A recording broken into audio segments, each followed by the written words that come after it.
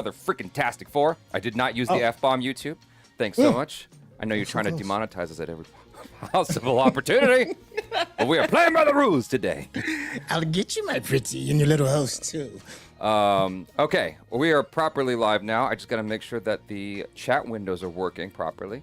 I don't know if anyone's here yet, but if you are, please let us know. Is the music too low? Is the music too loud? Can you hear Sintel? I know he hasn't spoken yet, but he will. 1, 2, 1. Hey, what is going down, everybody? Yeah. I am excited to get this fantastic conversation going as well. Hell yes. Okay, so I'm going to do, first I'm going to do a poll on Sintel's voice. Sintel, just give us your thoughts real quick. Non-spoiler for the people who forgot to click out of this. Non-spoiler thoughts, real fast. Okay, super quick. I think Fantastic Four is an 8 out of 10. It is good. It is not without some of its flaws, but the thing you're going to love most is that it is better than its current renditions. If you're a Fantastic Four fan and have been disappointed from all the things that you've seen in the past, you are going to be excited. It is fun. Tons of fun. All right. So just as a reminder, this is, so far people say your audio is perfect. It's one vote, 17 votes, 19 votes. Okay, so yeah, this is going to be a spoiler discussion. Just as a heads up, we're going to break this bitch down all the way down. It's been 90 seconds almost, YouTube, so you can't demonetize me for saying the B word. So the stream's current bitrate is 12,000, is higher than recommended bitrate. I don't care. Then take Look it. at you out here pumping out this 4K quality live. It's not 4K at all. Not even remotely close to 4K. But I just want to make sure that we're doing everything correct here. It's supposed to be 60p, but I might have goofed things by doing oh my god, I look so washed out. That boy needs some sun. You need to flame on. Get it out. Well, I apologize, everybody, that it is not 60p. Yeah, you have like a deep contrast, and I just look like, we look like we're in two different movies. I'm looking at the video live stream right now, and we look like we're in two different movies. It's okay. Maybe like when a char gets back, I'll have her lower the brightness on me. Or I'll just do that now. So the second poll I'm gonna do is for the music. Is the music too loud? How is the music volume? It really does look like we were inside the Jaby verse. Quiet, and then get different frame rates going. And then start poll. All right, audience, I'm just gonna lower my brightness a hair because it looks like we're in two different dimensions, and then we will start our discussion in full earnest. Let me see here. Okay, there we go. 6400 ISO. Oh, there we go. We're here. I've got my super chat microphone in case anyone super chats. The music's too loud. It says 68% is perfect, so I'm gonna roll with that. All right. Yeah, 70% says the music's perfect. Okay, we're gonna just roll with that then. And I apologize to the 30% of you that disagrees. So, did you see my non-spoiler discussion or non-spoiler review on Fantastic Four? No, I have not. What did you say? I loved it. My brother, so I don't know if I told you this, but I completely goofed because I missed the email invite for Fantastic Four. And I tried to respond on Saturday when I should have responded by Friday. And I was getting no response. And I hit my brother up and I was like, Greg, I don't know what to do. And he's like, look, I got your back. I have one, Roxy's going to go on her own. So you can be my +1. I'm like, okay. Whew.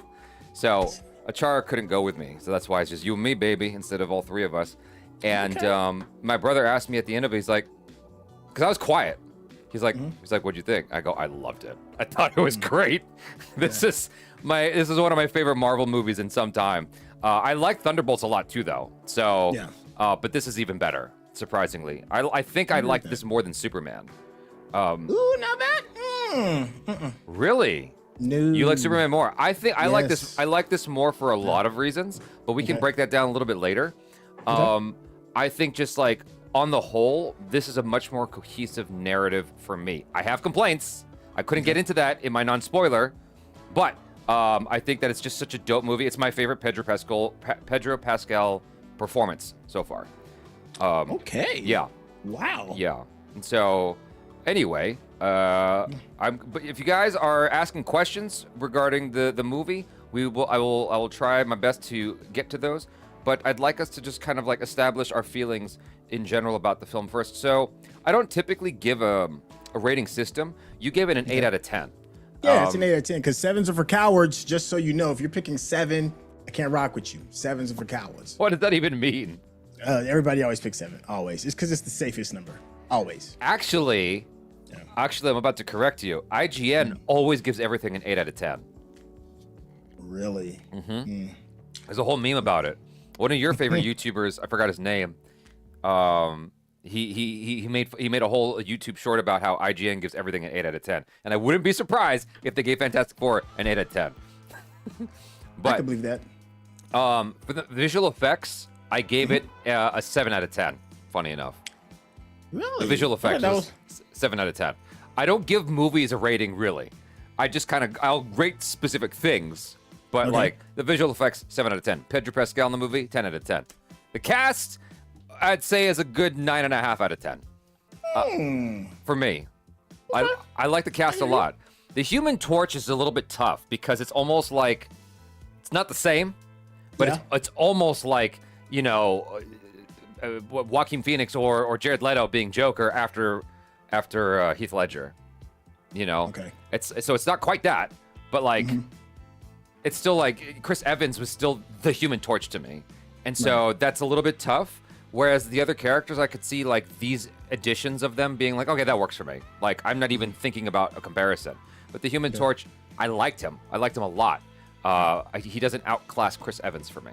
That's why I say like 9.5 out of 10. Well, I like the approach. Instead of it just being like the typical hothead, Johnny Storm. It's this one is a little bit more in tuned with his inner feelings and understanding, wanting to grasp bigger ideas outside of just showboating. So I absolutely loved everything that they did with that. Okay. How'd you feel about the visual effects? You seem to disagree with me there. Yeah, I mean, outside of the weird baby, I really had it. Yeah, the weird baby was just the weird baby. We can't get babies right for some reason, dude. Yeah, it's just that's tough. Someone in the comments said IGN gave it a 7 out of 10. 7s are for cowards. Don't pick 7s. Take a stand. It's either 6 or it's an 8. So, yeah, I was distracted by that baby. Like every time it showed up, I was like, it's cute but weird. Like something's just a little bit off about it, and I can't quite. Unsettling. Yeah, it's uncanny, right? Yeah.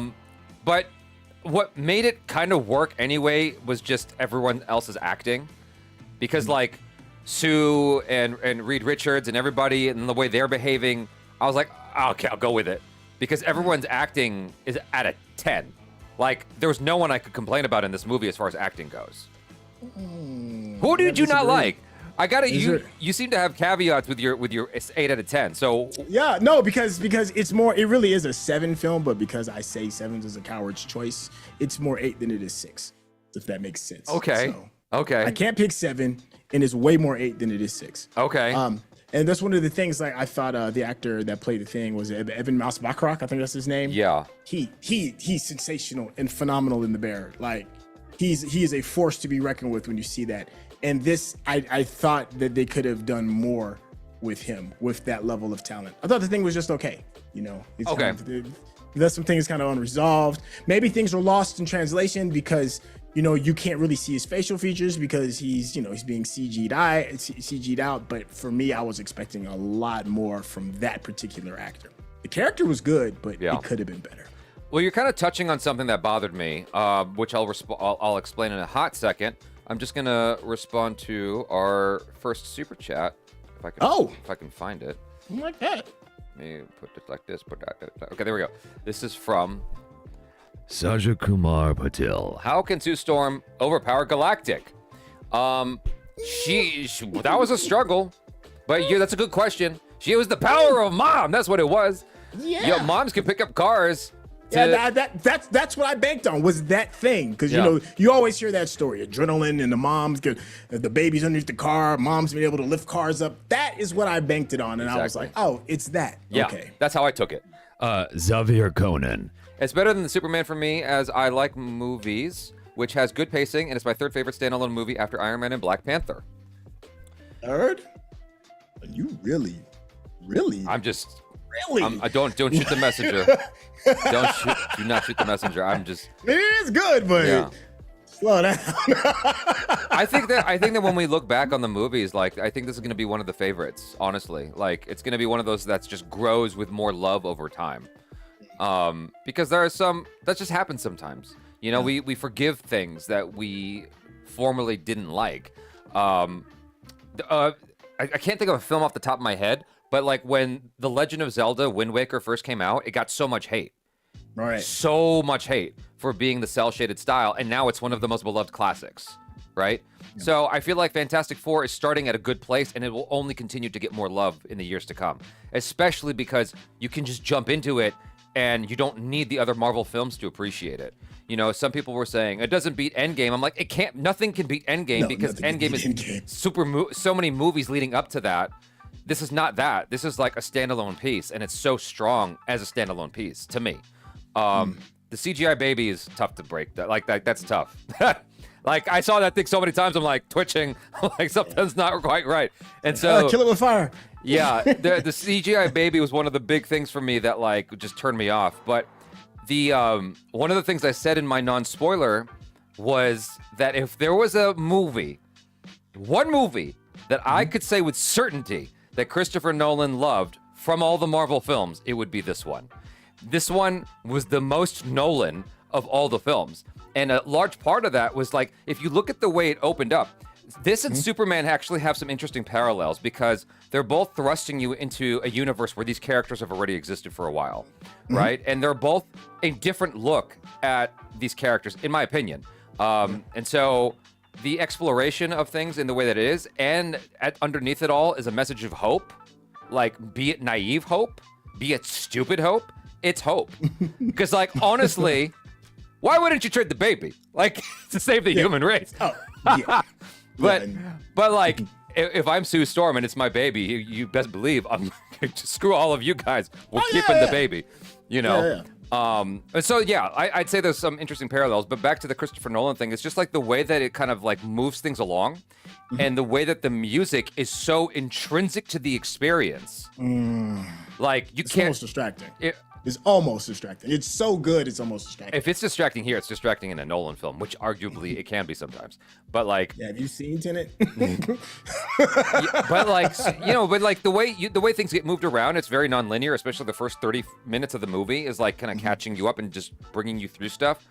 With the music, I was like, this is so Nolan. And then when they're like going out to in space, like you can't tell me that's not inspired by Interstellar. Yeah. Like, oh yeah. I mean, even the look of the black hole. I mean, because at the time when Nolan did Interstellar, it was probably arguably one of the best depictions of a black hole ever seen on television or on film, because he hired real scientists and all that other stuff, you know, in order to get it accurate. And it really looked like cut and paste. Yeah. Like, I was like, it was yeah. I mean, yeah, he had Kip Thorne there, and it was like, anyway, I loved all that space stuff. Go ahead. So let me ask you, and here's my thing, and here's my worry. I think a big thing that makes these characters so well when it comes to the Fantastic Four is the world that surrounds them, right? You know, it's this 1960s throwback with high tech. It's a bunch of naive people walking around, just gleefully looking joyfully up at their heroes. Nothing really terrible goes wrong. They feel kind of sheepish a little bit. But this world, including like the score that you're talking about, that's just so it's like eating cotton candy. It's just so sweet and fun, but you know it's probably not gonna be good for you if you just keep on eating it. That's how good the score is. It's giving me nightmares. All of that with the backdrop, and then you have this amazing cast of people that's doing this acting. Is the cast gonna still be good when you take away Earth, what is it, 818 or whatever this Earth is, and throw him into 614 or whatever the new one is, when they don't have all of that stuff, all of that quirk to support that character? I feel like it's going to be a big disconnect. Does that make sense? I can see your concerns, you know, but people have the same concerns about Deadpool being, you know, part of the MCU. Oh yeah, and so it's going to be problematic. I'm not going to pass judgment on any of that right now. Okay, I can see why you have concern. If anything, it has me excited to see how they're going to pull it off. Okay, it's like I ask, how do you do that? And because that's a challenge, dude. Like this, you know, we're seeing the finished product they're like in the pipeline developing all this stuff and answering that very question. I'm excited to see how they try to do this. Could it be a massive failure and fall flat on its face? Maybe, but I'm gonna pay the $20 to see it. So, you know, I'm excited to see how they pull all that off. I love the world that they were building. You know, I would love to spend more time in that world, even though the way it ends, it's like clearly this is just a jump point to get back into our main timeline. This is like a divergent timeline or whatever you want to call it. Yeah. But I would love to spend more time in that world. It's so much fun. It's so cool. And so you had talked about the Thing and how you felt about him. Yeah. So my chief complaint is that it's too short. It's like it's like an hour and 50 minutes or something, and I'm like, it felt like there was so much more to deal with and unpack and learn about that we just didn't get. And it's not like there's fat in the movie. And so it just needed more film is what I felt at the end of it. It was over before I knew it and left me with a lot of questions. But I'm going to address some of super chats with you. And we got Shirley Burton. I like that they concentrated on characters rather than powers. Galactus was perfectly gigantic and loved the funny ending with the car seat. I'll answer that in a second. Case closed. This movie does have that Nolan vibe. Fast-pacing sci-fi stuff. Honestly, too much things happening in a very short time with some great music. And someone had pointed out in the regular chat why it felt like Nolan. Like the camera being strapped to the ship. It went by and I missed it. But I apologize. I did see your comment, but I can't find it now, guy, whoever you were. Yeah, just like the way they shot the space stuff felt very much Nolan. Shirley Burton's super chat says, I like how they concentrate on characters more than powers. How'd you feel about that? Hold on, say that last part again. I got half reading. I liked how they concentrated on characters rather than powers. Galactus was perfectly gigantic. Loved the funny ending with the car seat. Yeah, well, here I think when you focus on characters more than powers, then you have to worry about people going out of their way to talk about power scaling. We just heard somebody bring up, how could Sue Storm, slow down somebody like Galactus? Well, that's not what's important. What's important is the sacrifice that she's willing to make, the feeling of being connected to family and the stronger purpose of the city as a whole. All those things are the way bigger ideas. The powers are just something cool to be added to it, and I think it's a good, safe way of keeping people from being overly critical when it comes to scaling and how authentic it looks and all of that. So I think it's the smarter choice. And when you focus on matters of the heart, it becomes more timeless than you're dealing with something seemingly gimmickly as how a power is portrayed. If you want something to last, you got to touch people here and here first, and they did that really well. How'd you feel about Galactus? Because he's one of my chief complaints.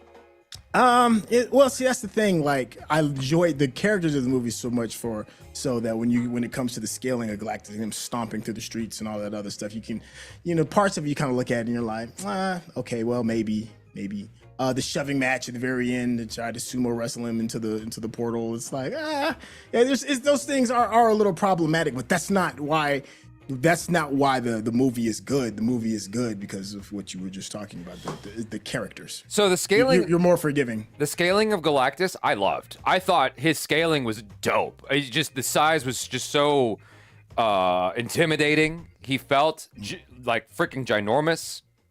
He was scary. The actor who plays him, Innocent, Ralph Ineson. The actor who plays him is great. I thought he was a superb pick.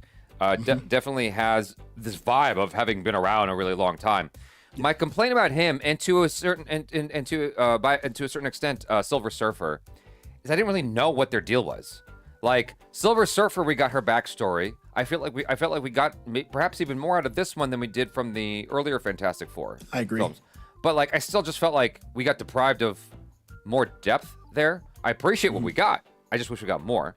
Galactus, I'm just like, he's a complete enigma to me. I don't know what the hell his deal is. He just goes around eating planets. I'm like, okay, and why? Like, I just what the hell is it? Yeah, like why? What is it? And he's like, I have to give up this burden and pass it on. Why? What is happening here? Like, it just was a big question mark, and that's what bothered me. And I'm like, you had the time to answer this question. Black Panther, Wakanda Forever was 2.5 hours, if I'm not mistaken. Endgame was 3 hours. There was plenty of time to do more movie here, and people would sit and eat it up. So I just wish they gave us a little bit more. But perhaps It's one of those things that we want to have until we have it. Yeah. I think you ended that on a very strong note. That's very true. Did you go back? Was it intriguing enough for you to go back and start Wikipedia and who Galactus is and Silver Surfer and their early origins and why the Silver Surfer looks a little bit different than some of the more traditional versions of them and all of that? Did you take that plunge? If you asked me that question 7 years ago, maybe even 2 years ago, the answer would be yes. The only reason it's not yes right now is because I've been slammed. even getting this live stream going was a bit tough. So, yeah, I've just been slammed. But otherwise, I would have looked into him because I was just like, I don't know who this dude is at all. So, was it distracting that you didn't get a chance to get all those answers, those questions answered? To a certain degree, yeah. It's like I had to just accept, like, okay, this is just the bad guy. He's a little bit more generic than I would have liked. You know, it's like the film was doing stellar. It was doing fantastic with everything else going on between the characters. Like I even, I came around to Johnny, to the Human Torch within 20 minutes. I was like, I like this dude. He's cool. Like he's funny. The movie was doing too much explaining as far as his behavior, as we'll put it. It was doing too much explaining and not enough showing. I wish he kind of came on a little stronger to the Silver Surfer. Because the whole thing is like, she's a hot babe, and that's why he's into her. Okay, show me that. Like, show me the aggressive nature of Johnny. Like let me see him do that. But instead of just yapping it at me, But you know what though? I disagree with you on that because I think instead of hot-headed Johnny that's just trying to do it for the stunt and shine, and hey, look at me, I think if they would have gone that route, it would have leaned a little bit more towards the traditional Johnny Storms that we had seen from before. I liked the more thoughtful, the more introspective Johnny, the one that, you would forget that he's a scientist, or at least portrayed as one. If you looked at some of the previous one, he just seems like an adolescent, some man child running around setting things on fire. But on this, it was very different. I loved the fact that they weighed in on the fact that he is capable of taking, these sounds or whatever it is, these records, and use that brilliant mind of his in order to crack the code. He was more than a face. Right. We have a super chat here. I just want to acknowledge. Let me set this up so we can actually properly see it. It is also from Case closed. They did chop many scenes to get the movie length short as MCU was under pressure to deliver, as Thunderbolts was a good movie, but it failed financially. That I can see how that could have an impact. That sucks. Because it should have been longer. I want to see the director cut of this movie now. Like, that's just really frustrating. I want to see the, what's his name? Matt Shockman cut. I don't know his work. This is the first movie I'm like aware of him. I didn't even remember his name, but he did a great job. Given like the pressure and everything, it's like this is all new characters that we have not spent any time with. I know they're established IP, but this is like the first time we're properly seeing them. And so there's a lot of pressure with this movie, and I thought they landed that plane exceptionally. Some people were saying in the chat, where is it? Johnny figured out alien language. No, where is it? There was a chat that was interesting that someone was talking about. I swear all these days, hello from Thailand. Galactus was originally an alien scientist called Galen, who came from the universe before the Big Bang. Here, Parth Panchal said Galactus on IMAX was so surreal. Only complaint is that we barely got 5 minutes of him on the 1:43 aspect ratio. I have tickets to watch this again in the 1:43 aspect ratio. I cannot wait. I was like, one of the remarks I made, how did you watch it? What was the format you watched? I watched IMAX. Yeah, I watched IMAX. Like proper IMAX? The real? Yeah, well, I mean, we don't have the 70. We can't do 70 prints. Okay. Yeah. Okay. When I watched it, it was at AMC Theater 1 in Burbank 16. So it's a pretty decent theater. It's their best cinema room, but it's not true IMAX. But there was something about the way the film was shot that just felt different. It felt grand, and I could not put my finger on it. And I thought maybe it was because parts of it were shot in that 1:43 aspect ratio. But as it turns out, it was shot on the Arri Alexa with anamorphic lenses. It was shot with particular lenses that are more old school, and so it just has a particular kind of vibe that is more cinematic looking, and I think that's what gave it that sense of scale and just grandness. And I'm like, this is how they should shoot all the Marvel movies moving forward, like, because this is beautiful. Like, whatever they did was rocking my world. Yeah, how'd you feel about the little robot? It's it's used to sell merch. It's a merch bot. You sound like a dad. You sound like it is. You sound like It's an a old merch man. bot. I love that robot so much. I wanted him immediately. This is because you're a Wally fan, so that's one reason. And it's funny too because when I was watching this, I thought about you, and I was like, oh, they're gonna really try and Wally this bad boy, and I thought about you immediately. Is it as cute as Grogu? Absolutely not. I like, but kids will buy toys from it, and that's all that really matters at the end of the day. him and BB-8 can roll around together. BB-8 had way more personality than this one. What? I completely disagree. 1,000% diametrically opposed. Fight me. This dude, he was doing his thing. He was cool. I liked him a lot. Whoever is shouting Tyler Perry repeatedly in the chat, you got to chill out, dude, because I'm gonna have to block you if you keep doing that. I'm gonna put you in timeout for 10 minutes. Because you're acting foul. Man, I had something I was about to say. Now I lost it. Random thought. Before we get back to it, because I don't want to forget it. Yo, so when they did bring out Galactus, were you a fan of the Transformers movie? Yeah, the animated yeah. animated Transformers movie. Right? I loved it. I loved everything about it. It blew my mind. I never thought something like that could be made. And one of the things that blew my complete mind was Unicron, right?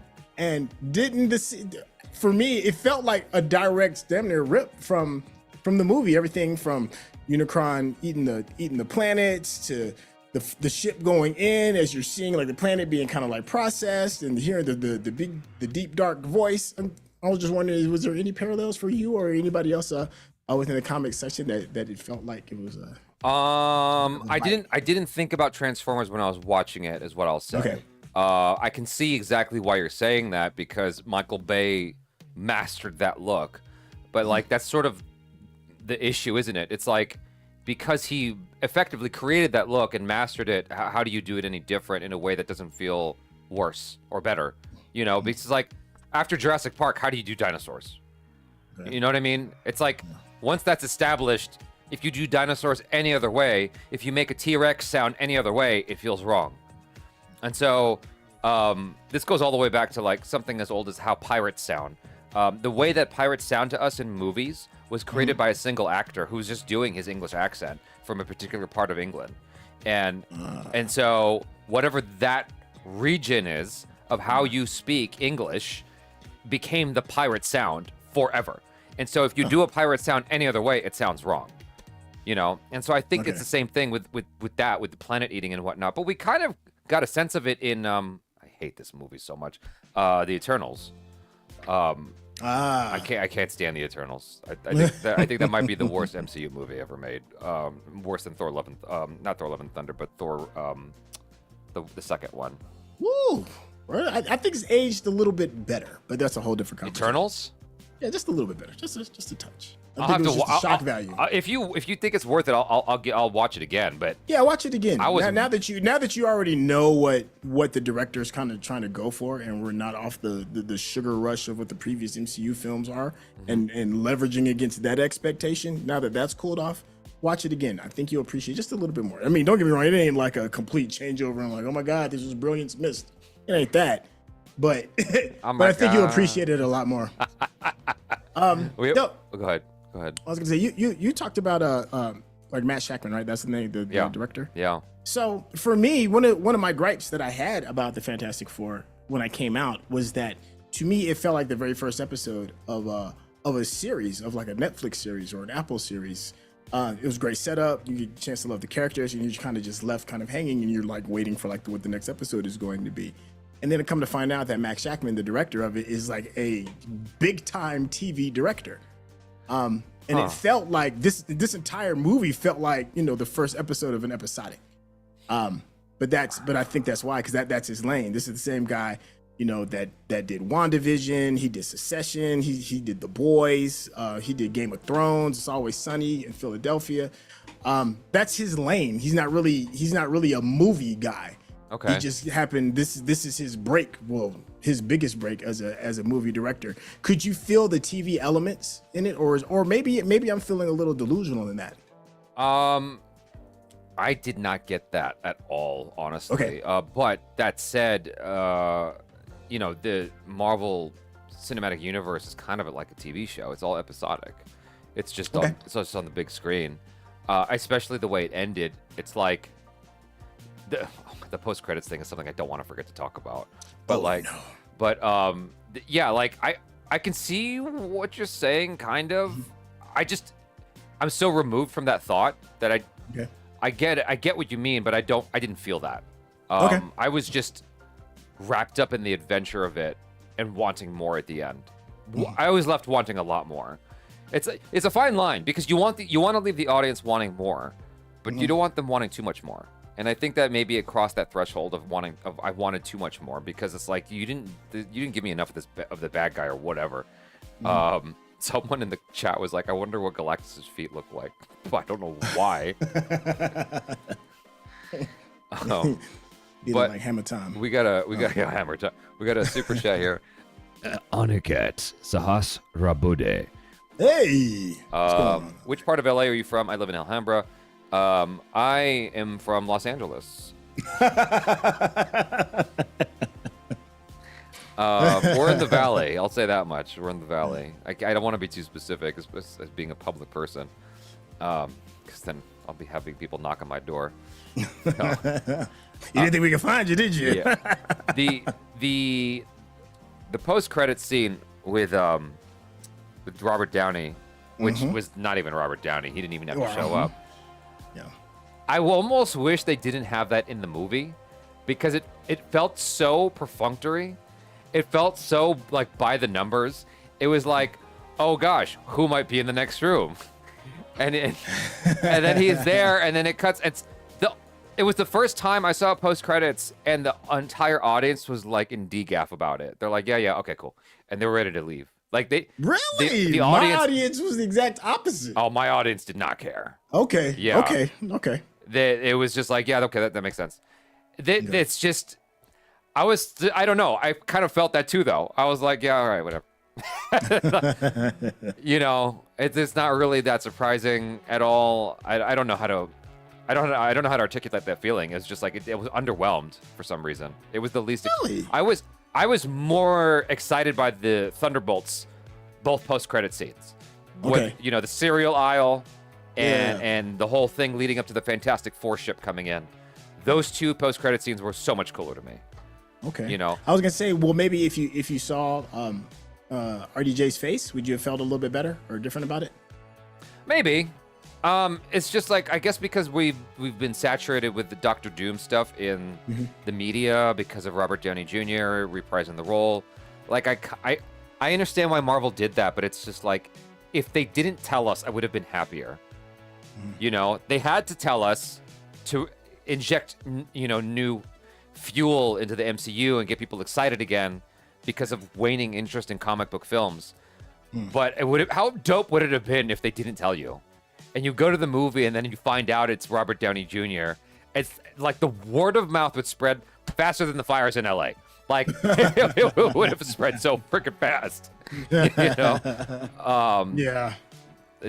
But anyway, how did you? Say again? I said that would have been crazy if they never released the statement and he didn't do the whole thing. I'm going to be the next Doctor Doom, and then at the end of this, he turns around, you think it's Tony, and then the camera pulls out, and then you see he's in this Doom outfit. Oh my God, that would have been. Folks would have lost their ish, completely. Yeah. Yeah. Men would have been having babies in the aisles. It would have just been. It'd have been nuts. Go ahead. What were you about to say? No, I'm wondering about certain things in the movie, like when Johnny first goes up to the Silver Surfer in the sky. And just kind of looks at her and she talks to him and then he falls. I'm like, what was the plan here? I don't really know what you were trying to do. Like, you know what I mean? Like that's a disconnect I have with his character sometimes. Like, I don't really know what your target is here. It's a little bit odd.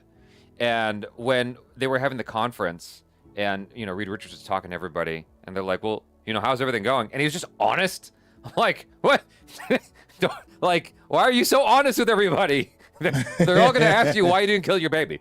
Like, Are we gonna talk about that now? Kind of like really unrealistic it is, but maybe very realistic on this particular Earth that they didn't mug Sue Storm and curb stomp the baby. I just knew it was gonna end horribly if that was happening here in the States. Because if you announced to the world that everybody, billions upon billions of people, are going to die if you don't take the life of this one child, and then you waltz your behind with the child ready to give this dramatic speech in hand to the masses, and nobody's not gonna try and take a shot, get out of here.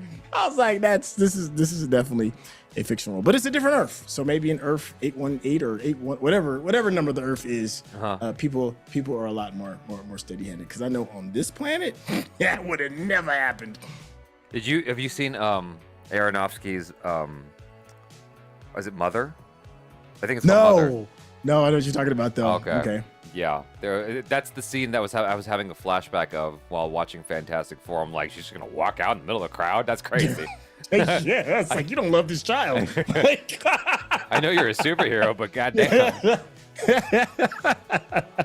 But you know what it did for me though, like that was the turning point in the film where the people were turning on them, and I actually appreciated that they did that because everything was so like colorful and cheery and perfect, and it bubblegummy, yeah. And it wasn't until then that you saw, no, these people can get ugly too. Like this shit can get bad over here too. So it's not all sunshine and rainbows if you piss them off.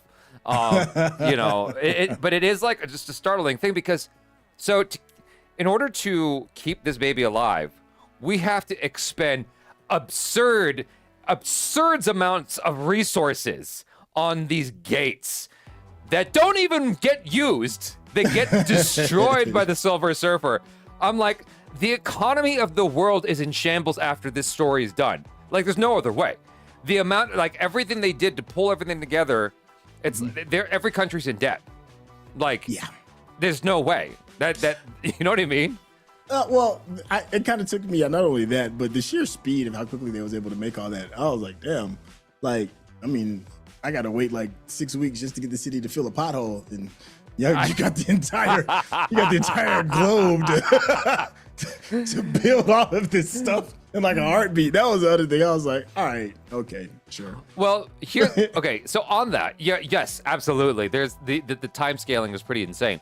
But what I did appreciate is how long it took Galactus to get there, because they're like, oh, he's like approaching our solar system. Oh, he's passing Pluto, and it's like, people forget that this shit takes a while to get through. Silver Surfer and her little bad self was able to jet across so fucking fast. I don't know why she was able to move so much faster, but it took Galactus a minute. Maybe it's scale, maybe it's mass. Well, it's her power. She has the power cosmic, so you know she can essentially just warp anywhere. Yeah. I figured it was something like that. But I appreciated that it took Galactus a while. I think maybe he even got there too fast, honestly, given his size. If he's not moving at the speed of light. Yeah. Because even at the speed of... Huh? What? No, Red, please finish your thought. I'm just saying, moving even at the speed of light, or like 99.9% the speed of light, it still takes a while to get anywhere in space. Oh, yeah. It takes a second to even get out of our own solar system. I mean, it takes 8 minutes just for the sun, like from the sun to hit Earth. So yeah. Even at the speed of light, it's still incredibly slow when you think about the scale of the universe. Yeah. I've been learning all about that recently. Just I forgot what it's called. The Oort cloud. You know what the Oort cloud is? Yeah, it's the cloud that surrounds outside of our universe, right? Our solar system. Yeah, our solar. Yeah. Yeah. Yes, our solar system, our universe. Yes. Yeah, exactly. Yeah. It's like that's. And we're talking like 100,000 light years, or not 100,000 light years, but just like an absurd amount right there of just how vast things are. And it like, what's it called? Not Jupiter 1. What's the name of the first satellite? Voyager 1. Out there. It still hasn't left because it'll take well beyond our years before it can leave even the Oort cloud. So if it doesn't crash. But anyway, what was I saying? Oh, I was going to ask you how you felt about the things like strong interest in cooking, because like there was a lot of emphasis on that in the movie, and I loved it. Yeah, I loved it. I thought it was adorable. Thought it was tongue in cheek because of the bear. I always thought that's what that was. Oh, is that what it was? That's what I thought, because I think that actor is known more for the bear for me than anything else. I couldn't even tell you anything else he's been in outside of the Bear. So I just figured, yeah, it's kind of like, hey, you know this guy. He's still around all the cookings. So someone in the chat said if Reed successfully moved Earth, he would have destroyed it.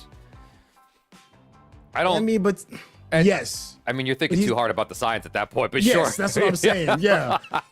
There's a lot of that in this movie where you kind of be like, okay, you just got to run with it. I mean, honestly, if Galactus was walking in New York City, his foot would have gone through the road. If we're trying to be real about it, that mass moving around, he would have just stepped right through the concrete. That's why they focus on, the characters. That's why this is a character-driven show. Because there's tons of stuff in here. You'd be like, okay, maybe. Like for me, okay, and please correct me, this may be a little out of pocket, but the whole birth in space, I was like, you know how messy that StarCraft would be? There would have been placenta bits all over the place, but it was very clean and cute and tidy. And I was like, you're in 0 Gs and you're in. There would have been like blat all over the place. But you're not supposed to think that. You're not supposed to go that deep into the science. You know what I'm saying? It misses the moment. You miss the moment if you try to go that deep into the science. I think you're absolutely right. I think it would have been horribly messy. I didn't even process that till you said it. It'd have been awful. It'd have been awful. I didn't even think about it till you just said it. But that would not have been nice to look at. I'm just going to assume there was some magic that Sue Storm was doing. I mean... Yeah, the magic of that little space blanket that she wore. When she got done doing her business, they put the little space blanket on and no more, birthing bits. I mean, this is a universe where you can see into her stomach and literally see the baby. So I thought that was kind of cool, though. Yeah. I've never would have ever considered that she could do something like that. So I thought that was kind of fire. Yeah. But, so, someone co-signed with what you said, that maybe it was because of the bear that he was cooking. I don't know. I thought it was cool. Because it's ironic. It's like, well, you wouldn't expect that from that character. He just smashes things like the Hulk, but he's so obsessed with cooking and whatever. And, he's the snobby one when it comes to food. I guess it is. I'm not familiar with the bear. I only know it because everyone keeps mentioning it, but I've not. Oh, I think you'd like it. Okay. Yeah. So yeah. And then the actor that plays the thing is exceptional in it. He's very good. How did you feel about the little unfulfilled love story that happened with the I guess she's a Jewish lady? Yeah, with the thing. With the thing, yeah. Yeah, once again, it felt like, okay, this is cool for episode 1 if we was watching a TV series, but we're going to explore that more, next week when we tune in to the next episode of Fantastic Four. But no, it's just, you're just kind of just left there. Yeah. It just stuck. It was a missed opportunity. I just started thinking about the logistics too much. I was just like, wait, okay, hold on. How does this work? I don't get it. It was like Mallrats, Buddy and Mallrats. He was talking about the thing. He's like, is this dong made out of rock? How does that work? I mean, probably. That's the thing. It's like, okay, he doesn't change back. He's just in this form all the time. How does he find love? That's always my first question every time I see a character who's in a state like that. It's like, okay, we've explored to ad nauseum what happens with Superman when he makes love. He's got to have control over the last second. Or it's going to be a shotgun blast, and that's the end of Lois Lane. Yeah. Yeah. So, of course, we're going to talk about, the Thing. How does he how does he have a love child with anybody? He doesn't. So whatever. I'll just go with it. Yeah. Just like everything else in the movie. He's got some stones on him, so we'll figure it out. How did you feel about the bond between the characters? It's the Fantastic Four. I think they did a really nice job of developing each of them. Did you feel the connection with them? Between them? The camaraderie. Yes. Yeah. The and I think they really stuck the landing. If you didn't get anything else from the camaraderie of them in the entire movie, the very last scene where they're trying to put that car seat in was perfect. I think that to me was like the Simone Biles, that bad boy, suck the landing, because that was hilarious.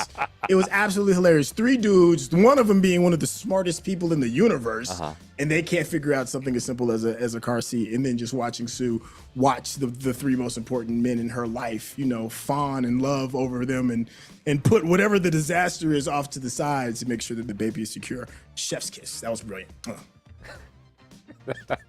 I mean, it's the most relatable part of the entire film, the baby seat. If you've never experienced the baby seat, anybody in the audience, if you've never experienced it, it's the worst. It's hell. I don't know why, they, even in this universe, even with superheroes, it's a struggle. Like, if there's any message I got from this movie, it's we need to make that better.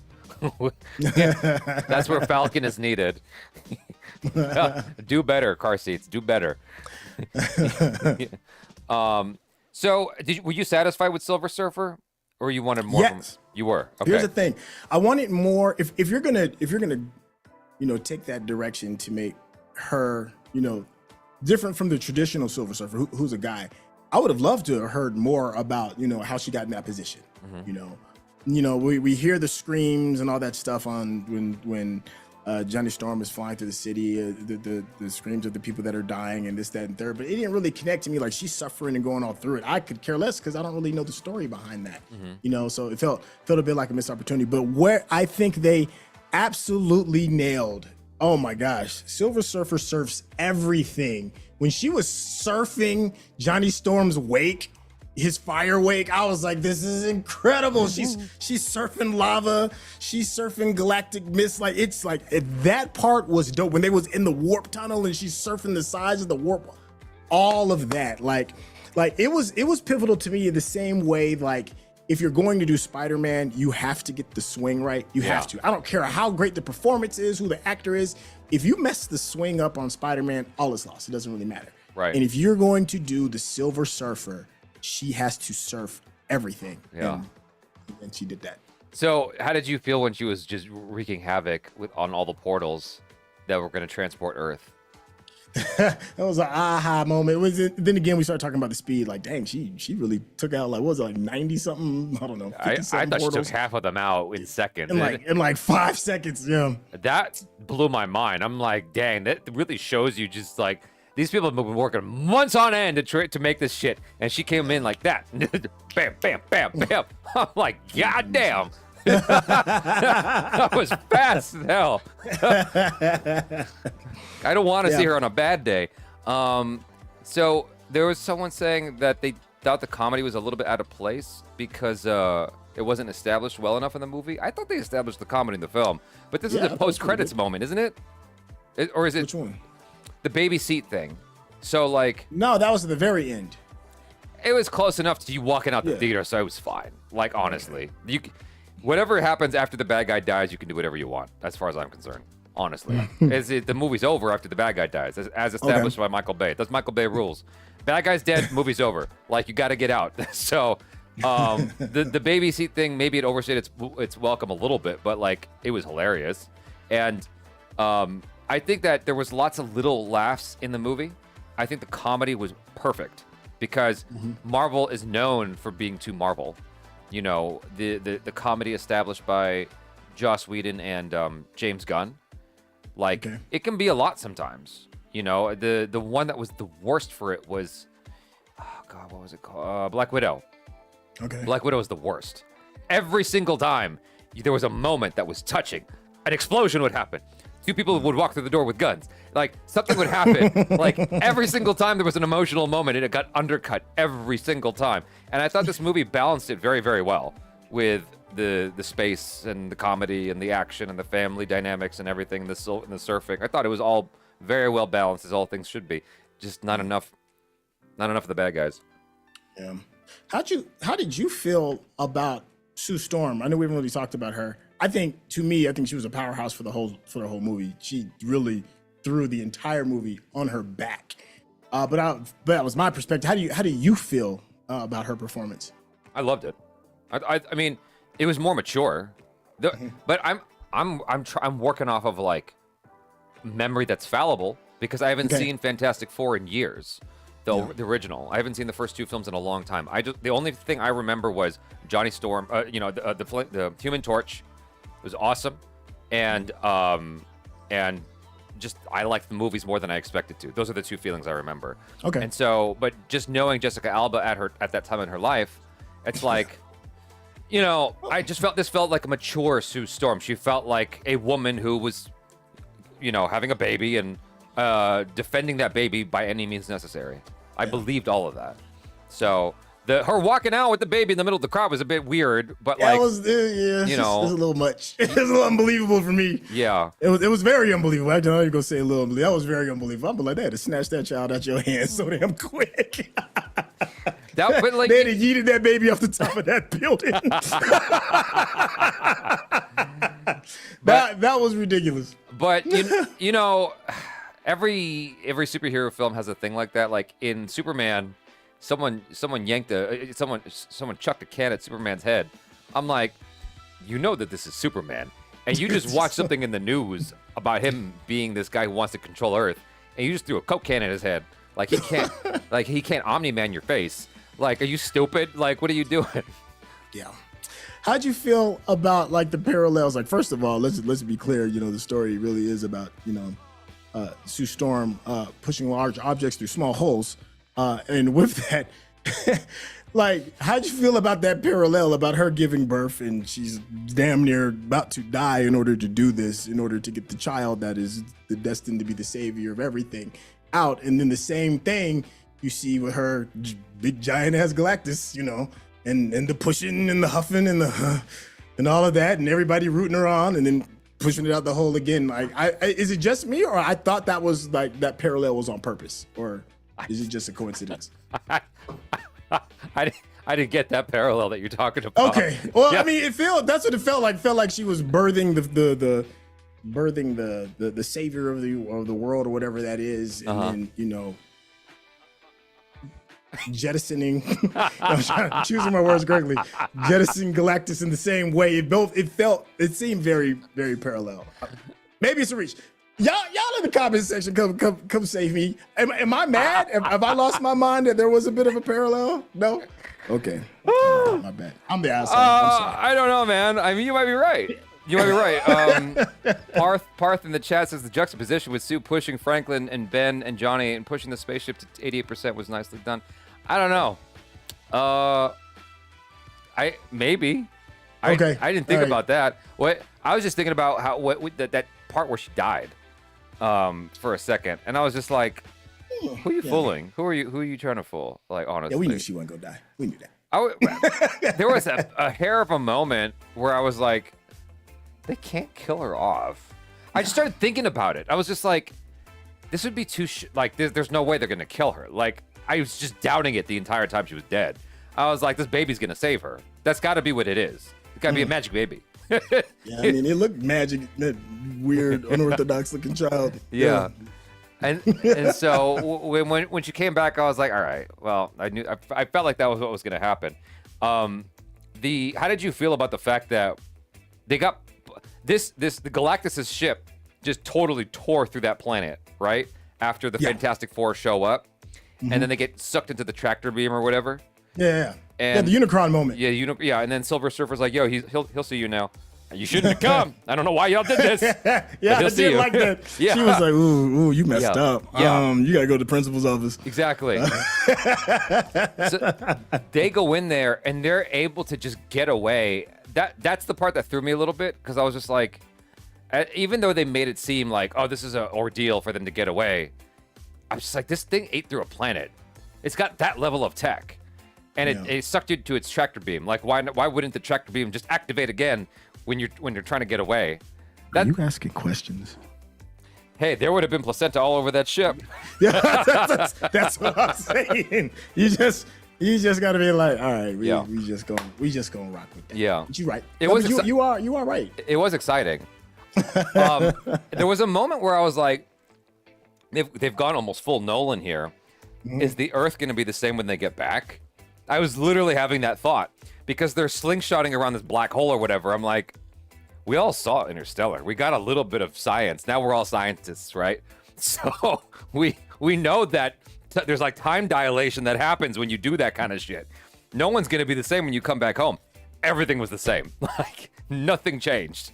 Not a day older than when they left. I'm like, wait, y'all were traveling like near the speed of light and whipping around black holes and shit. Nothing, like, remember when Matthew McConaughey went down to the water planet and then it came back up and that black dude was like 20 years older?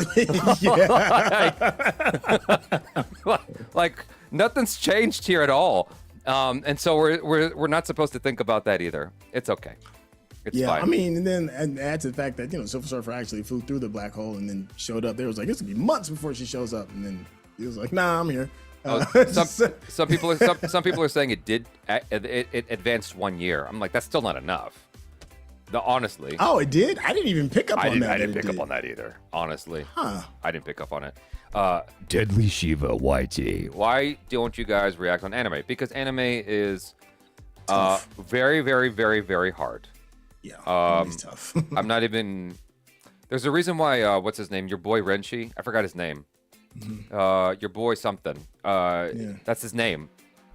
Not saying you. I'm saying Yoshi. You mean Yoshi? Yeah, it's something like that's that. The name. That's the name of his channel. Yeah, I know you're talking about. If you watch his anime reactions, it's like the opacity is like 5%. Like you can barely see it because anime is just the worst when it comes to copyright claims. That's mainly the reason it's avoided. I think the movies are okay. Like we did the classic one from the 80s. Akira. You did Akira? Yeah. Oh, yeah. wow. Because I hadn't properly seen it before. So, but anyway. Your boy Roshi. That's what it's called. Roshi. Thank you, Nika. That's him. Coming in clutch. Appreciate you. So yeah, what would you have said if you were Reed Richards? You got back to Earth. People are like, so, did you stop him? Did you kill him? What? Oh, he's alive. Okay. What does he want? What does he want? Like, I probably would have lied. I'd be like, oh yeah, we whooped his ass. everything's peachy. Yeah, we're all good. I was more upset. I was more irritated. I'd be like, bro, I just got off the ship. Can I sit down? Can I take my suit off? Like before microphones all in his face. I still got the placenta on my face.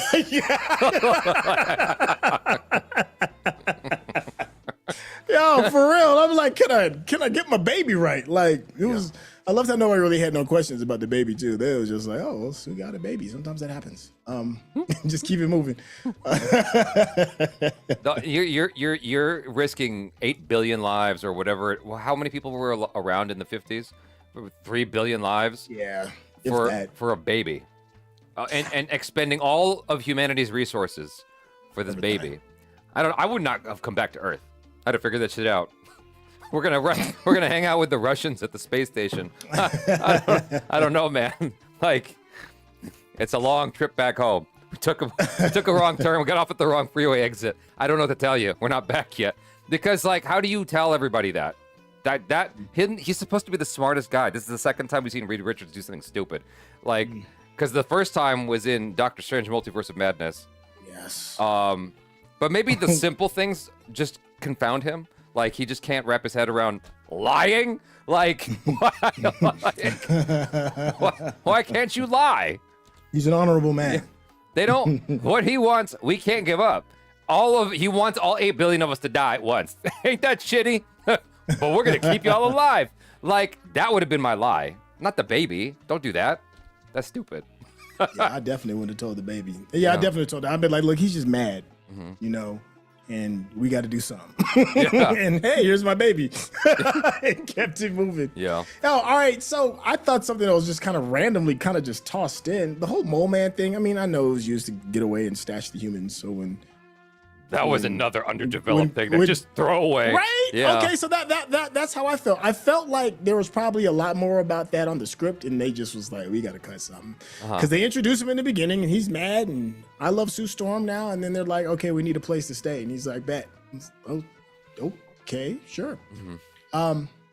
There's a rumor, and I don't know if it's true or not. You all can help me.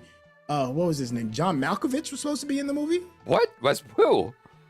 I don't know. That's what I was just about to ask, and y'all let me know in the comment section how true that is. But apparently, he had a role, and it didn't make it.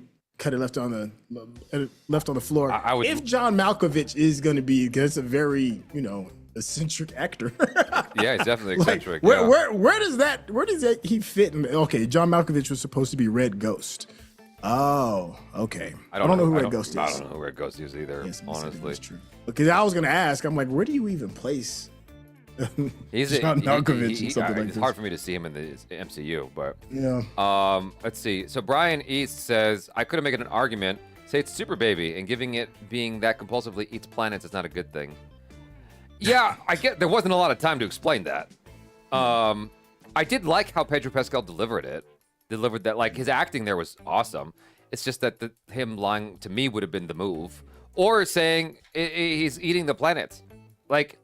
But that wouldn't have worked though, because he would have had to say he's not going to eat our planet if we give up the baby, if he's being honest.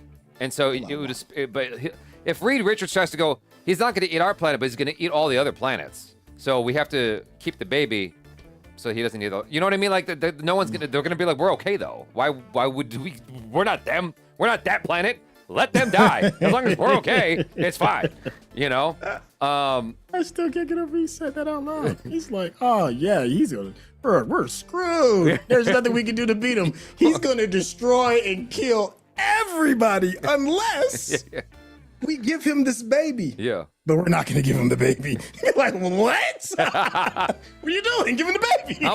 How many people died in the process of making those portal thingies? Oh man, that's what I'm saying. Who got kicked out of their house in order to make those portal thingies? And I think that, so Sanji X Nam says, I think they came over to Suicide because of how candid Reed was with them. They trusted the Fantastic Four. I'm glad that they didn't have them lie to everyone. Your leaders should be transparent. Should be is the operative phrase there. Yeah. KK pasta. To be fair, Reed said it was a proton star, and Johnny said it's like a black hole. I'm not sure about the science though, lol. The science is a la carte, honestly. It's like, it's like I wouldn't stake a claim on on how authentic the science is in this film. Just roll with it. Just roll with it. But Desert Fox said he's book smart, not street smart. I'm like, all right, I'll buy that. Obviously. Yeah. Because you're like, yo, all you got to do is kill this child and you're good. Yeah. Oh man. I was waxing on about the space travel stuff and how much I loved it. Did you enjoy it? Yeah. I thought it was great. It was fun. I loved the stuff with the black hole, like you were saying. The only thing where it just got a little, it's not. I just wasn't expecting her to give birth in the ship. That was the only thing that kind of like. I just wasn't expecting it. But Yeah. I will say it did add to the tension because you're trying to get away. Yeah. You got the surfer on your butt. And you over here, he all through the thing. I just didn't see that coming. It was a surprise. What the hell was I was gonna mention? So they get back to Earth. I got my notes here in front of me. Oh, that's what it was. Did you feel like?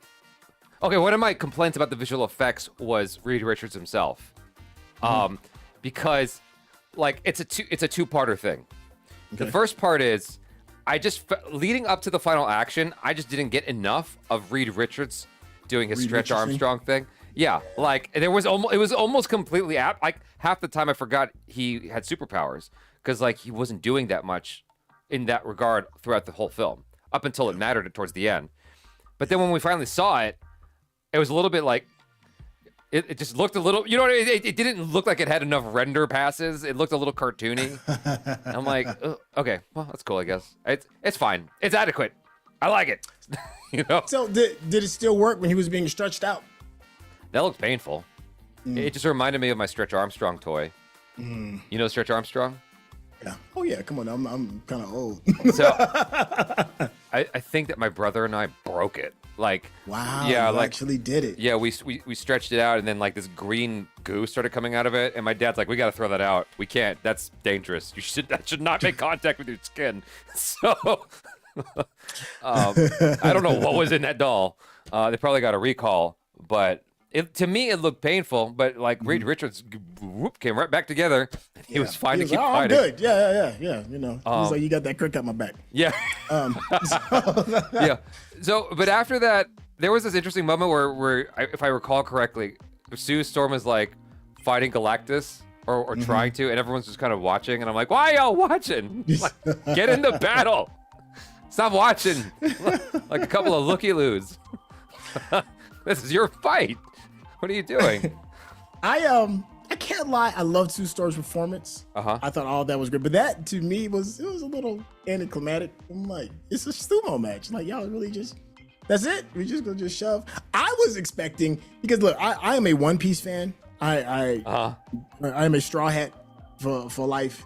Luffy would have beat his ass. Like Luffy would have, and I was expecting something like that. Like Reed Richards was going to like totally ape out with his elastic ability. Instead, he got punked and literally thrown to the side like he had no and then the whole pushing thing. So I was like, it's a little anticlimactic for me, but I get it.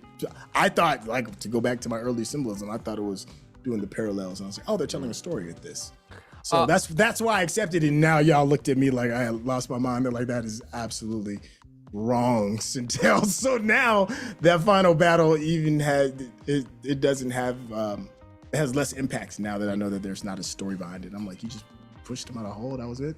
One of the things that confused me a little bit, I can kind of understand, but it was still confusing, was Reed Richards. Like, there seemed to be this part of the film where he was having a guilt of some kind because of their exposure to gamma radiation or whatever, which gave them all powers. And he felt bad about that. And I'm like, but y'all are so much cooler though. Why are you mad? Or why are you mad at yourself? I don't understand. Like, you got stretchy arms. Yeah. You know? Like, I can only, my mind goes straight to sex every single time. Like, I'm like, your life is so much easier now. Like, what are we worried about here? Why are you so mad? Like, oh yeah, trust me, I got you. Johnny is really fire. Like, no pun intended. You know, it's like, come on. Why are you? I don't understand why you're beating yourself up. It's the same thing as when I see superhero characters being like, I wish I wasn't a superhero. I'm like, fuck you. Like, are you like, your life is so much cooler. It's like, no, I just want to be a regular book, with the exception of like the Thing, because I ain't trying to be rock face forever. How'd you feel about the Thing beard? Okay, the Thing looked weird sometimes, and Okay. the beard was part of it. Like, it looked. The Thing is one of the elements of visual effects that I was iffy about sometimes. Like, there were moments where he looked amazing, and then there were other moments where it's like it looked like it needed more time. Okay. That was my like. I almost wish it was just a suit rather than visual effects. But why? What about you? I thought the Thing beard was definitely a way to make this thing different than all the other ones. I would have never. Have they done that in the comics before? That was new to me. And then I think there was a scene where I guess he had a sander. He was like sanding his beard down or whatever it is. Yeah, so, the power cut out. Yeah. I thought that was kind of cool because I'm like, how do you even address that? So they kind of answered that by, better than show and tell, better to show than tell. I guess it was cool. Yeah, I think he's without a doubt the best looking thing out of all the ones that we've seen before. Really? Yeah, I think it was. I'd have to go back and watch the older one again because I don't remember having gripes with the other one. I remember thinking he was fine. Yeah, there was nothing. I have no complaints about the previous Thing. So, but like again, I haven't seen that movie in forever, so I can't remember what I felt. I think all I remember is I enjoyed them more than I thought I would, and the second one felt a little bit long. That's it. I still have yet to watch Fantastic. So in the comments, everyone seems to be loving the beard. I'm gonna do a poll on it. Let's see. And the beard was brilliant.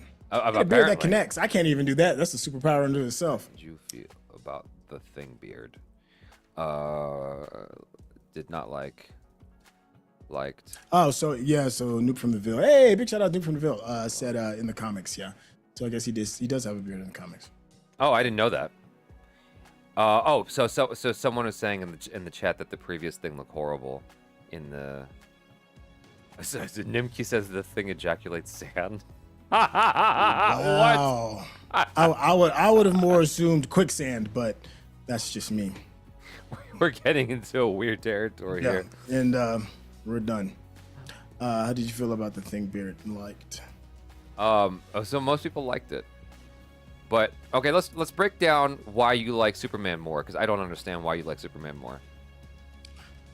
Superman was way bolder because of the previous renditions that we've had, and the darker, grittier one. It felt good to feel like a full-blown comic book movie. It felt very comic booky. I like the humor a lot more.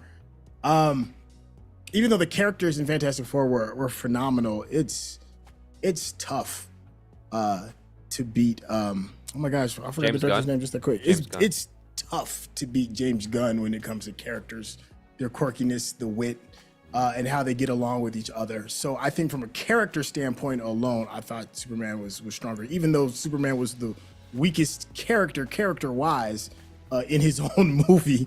But I think it was still that part was overall better than Fantastic Four. I did like what they did with the world with Fantastic Four, but So Superman was such a bold choice. it almost feels like comparing Armageddon and Deep Impact in a way, because Deep Impact was the better movie, but Armageddon was the more interesting movie because of the characters. And the science was baloney in Armageddon. The science in Deep Impact was more accurate, but Armageddon was more fun to watch. And I think that maybe Superman is more fun to watch because the characters are funny and what's explored. Mr. Terrific is amazing. Yes. And so that's hard to beat. But for me, Fantastic Four just felt like a more cohesive narrative where what was missing is an acceptable loss, whereas what was missing for me in Superman is not acceptable and really bothers me. Okay. Yeah, we haven't talked about Superman at all. And so this Jason Landry guy is insane. I put him in timeout for 30 minutes, and as soon as that 30 minutes is up, he comes right back, and he's coming back with his Tyler Perry shit. I'm sorry, man. I got to put you in timeout for the next day. So I apologize. I'm like, you're just being too much, dude. You're doing a lot right now. Yeah. Let me see. Okay. Naviz Abdul Qadir. The last time Jaby said a summer movie was good was Free Guy. Both movies' runtime was hour 50 minutes. Do you think the short runtime contributes to its success? And should future movies do this too? Here's the thing. I think it does. It being shorter potentially means it makes more money because they get more shows in a day. Yep. So there's that. Doesn't say shit about Endgame. Endgame's 3 hours. Infinity War is 3 hours. And those movies are both billion-dollar successes. Yeah, but those are outliers. I don't know, man. I mean, even what's its name? That's not a formula that anybody can use and find that type of success in game. Those are outliers. That's fair. I mean, it's not every day, but what's it called? Avatar. But I guess it's James Cameron, so it's not fair. Yeah. I get what you're saying. So Xavier Conan. at least react to Death Note. You'll love it, Jaby. I watched all of Death Note already, unfortunately. So. Nimki says the thing shits pebbles. Fruity Pebbles, depending on his diet. You don't care for any movie. I don't want to think about this. We're here. We're here right now. Just embrace it. Yeah. Let it happen. Just let it happen. Yeah, you know, with Fantastic Four, you know, while the movie needed, I felt like it could have done more. There wasn't any scene that felt like it was going too fast for me. So, whereas in Superman, I felt like a lot of scenes were just like, they were just moving to the end of the scene as fast as possible. And I'm like, why are you moving so fucking fast? Like, just let the scene breathe a second. Even the part where Lex Luthor accidentally kills Abdullah, whatever his name is, the falafel guy. I forgot the guy's name. And if any name I come up with is going to sound racist, so I'm not going to even try.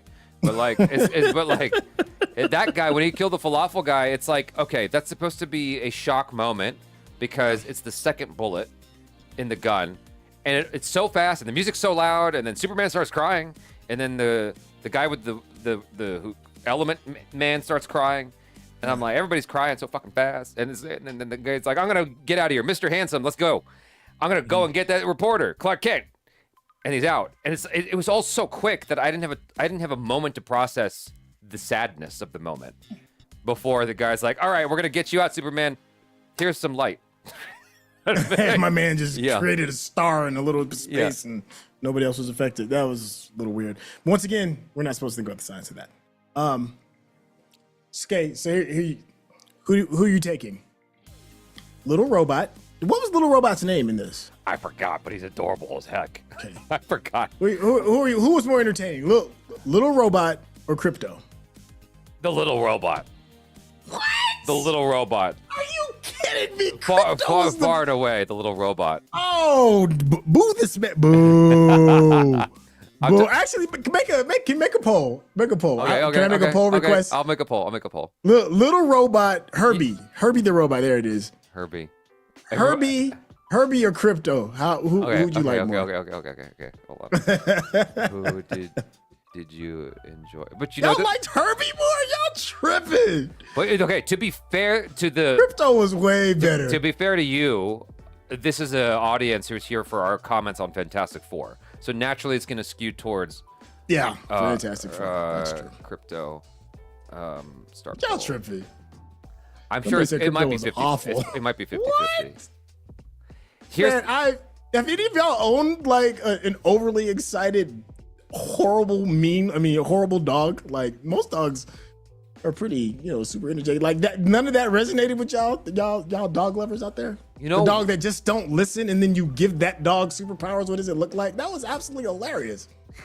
You know why I liked Herbie more? I don't know, man. I don't know. That's tough. If I watch, maybe I will like Crypto more if I watch Superman again. Okay. It's overwhelmingly Herbie right now. The reason y'all tripping. The reason why I liked Herbie more is, I guess, because he was adorable and he was way more useful. Honestly, he like Crypto was such a freaking awful dog. He was such an awful bastard of a dog. Yeah. It kind of made me mad. And and it's just that like the Crypto scenes, while I enjoyed the heck out of Crypto and he's adorable, he overstayed his welcome in a lot of scenes. Wherever he showed up, it was just a hair too much. And the only time it would have been fine to have a lot of Crypto was in the final scenes where he mattered most. Because like he was eating Mr. Terrific's T-spheres, and I'm just like, that's not funny to me. That just makes me mad. I feel triggered. Well, that's the thing. Like I mean, you've been a dog owner before, and for those that have been there, you love this little fur ball. You love it to death until he brings back your rare Jordan ones that are one of a kind that was actually signed, and they're all tattered to pieces, and you want to absolutely murder this animal. You're not making a good case for him. I'm just saying, but you can relate to that. Like I can't relate to a little robot floating around, cooking for me. That doesn't I can relate to a badass dog like Crypto. So I guess that's what it is for me. Brian Young Creative says, wife and I just left the theater for Fantastic Four. She kept calling the robot herpes. Oh, there's the take. Wow. I feel like you can't get rid of that robot either. I just felt triggered every time Crypto made a mess of the hidden Fortress of Solitude. Who I tearing up all your stuff. The robots can't control them. Here's the real $1 million question. Who do you like more between Gary and Herbie? Gary from SpongeBob? No, Gary from Superman. The robot. Oh, Gary was pointless to me. Really? I liked him a lot. And Gary got whooped too, so. I mean, he didn't Gary take himself out too? Did he He was doing some kind of screwdriver. Yeah, he was no, thank you.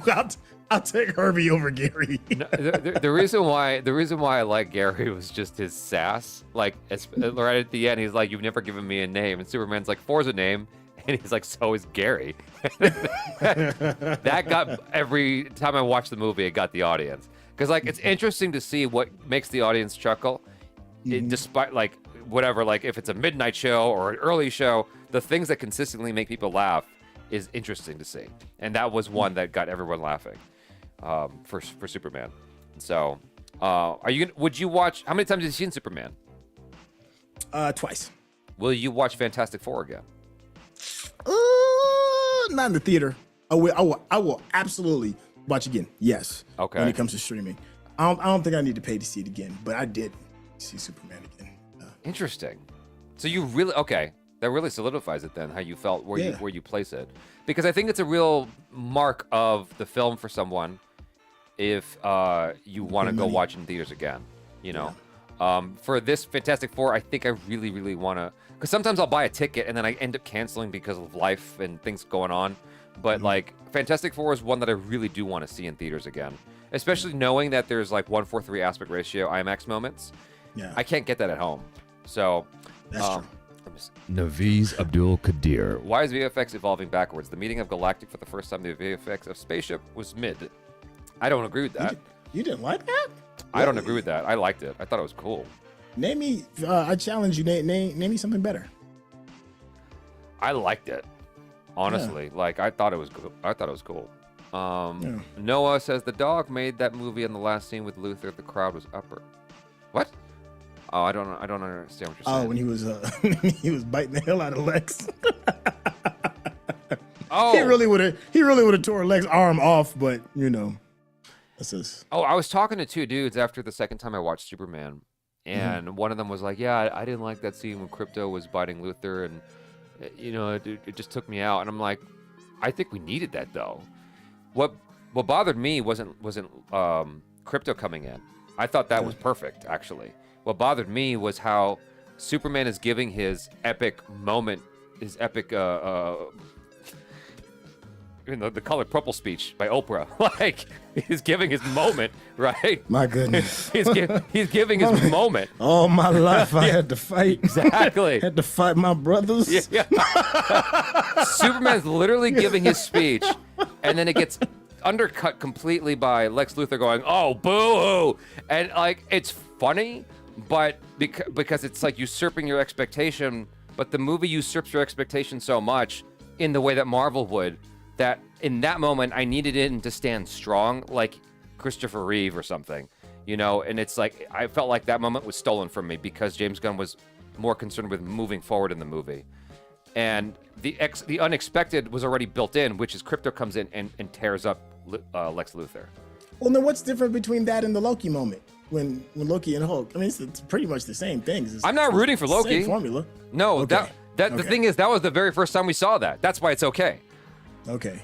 Because Loki's like, "Do you know who I am?" Blah blah blah. Yeah. That was the only other time we saw that in cinematic history was Sam Jackson in Deep Blue Sea or whatever. Deep Blue Sea. Yeah. Yeah. So- a shark ate me.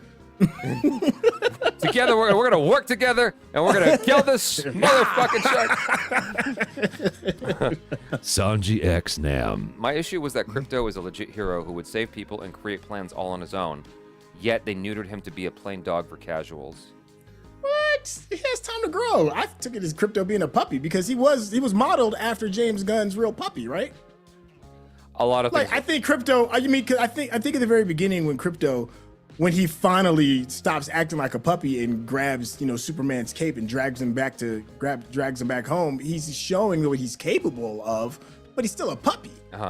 You know, I think, you know, once the dog gets some training, then he can be that Sanji Nam.